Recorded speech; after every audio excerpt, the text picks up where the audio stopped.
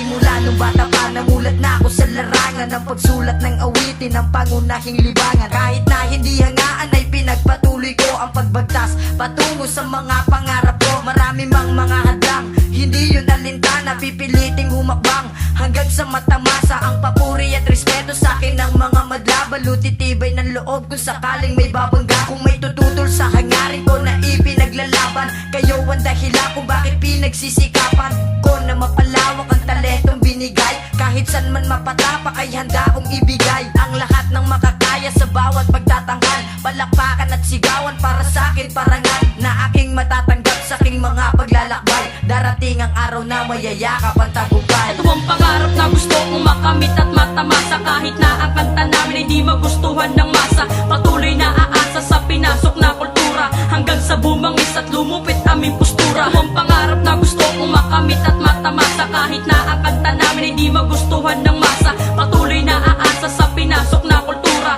hanggang sa bumangis at lumupit aming postura. Sa pagsulat ng kanta, aminado kong baguhan, ngunit hindi yun dahilan upang subukan hintuan. Sa pagtahak patungo sa aking mga pinapangarap, umaasang balang araw ang tagumpay mayayakap. Sa pinasok na larangan, ang lahat handang hamakin, di alintana anumang hamon ang nakaabang sa akin. Kahit na hindi pala rin sa bawat parangal, manatiling matatag, tanging Diyos lang at may kapal ang siyang gagabay sa iyong mga paglalakbay. Tanging isip at kamay lamang ang laging kaakbay, kaya wag kang bibitaw, pangarap abot kamay, kusa tong matatanaw sa bawat paglalakbay. Dahil kayo ang dahilan kung bakit pinagsisikapan ang pagsulat ng awitin. Kahit na nahihirapan ay pinagpatuloy ko patungo sa pangarap ko. Di ko to ihihinto, pangarap ko na binuo. Ito ang pangarap na gusto kong makamit at matamasa. Kahit na ang kanta namin ay di magustuhan ng masa, patuloy na aasa sa pinasok na kultura hanggang sa bumangis at lumupit aming postura. Ito ang pangarap na gusto kong makamit at matamasa. Kahit na ang kanta namin ay di magustuhan ng masa,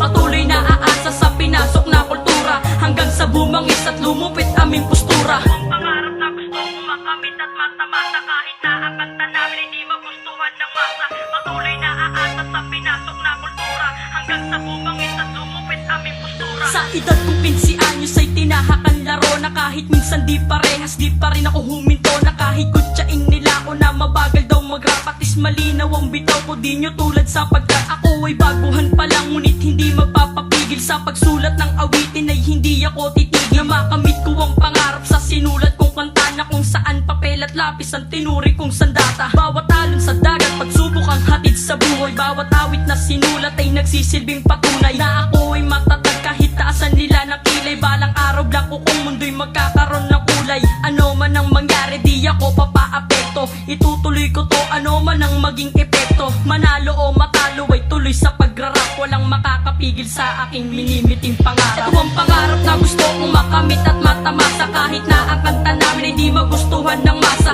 patuloy na aasa sa pinasok na kultura hanggang sa bumangis at lumupit aming postura. Ito ang pangarap na gusto kong makamit at matamasa. Kahit na ang kanta namin ay di magustuhan ng masa, patuloy na aasa sa pinasok na kultura hanggang sa bumangis at lumupit aming postura. Ito ang pangarap na gusto kong makamit at matamasa. Kahit na ang kanta namin ay di magustuhan ng masa, patuloy na aasa sa pinasok na kultura hanggang sa bumangis at lumupit aming postura. Ito ang pangarap na gusto kong makamit at matamasa. Kahit na ang kanta namin ay di magustuhan ng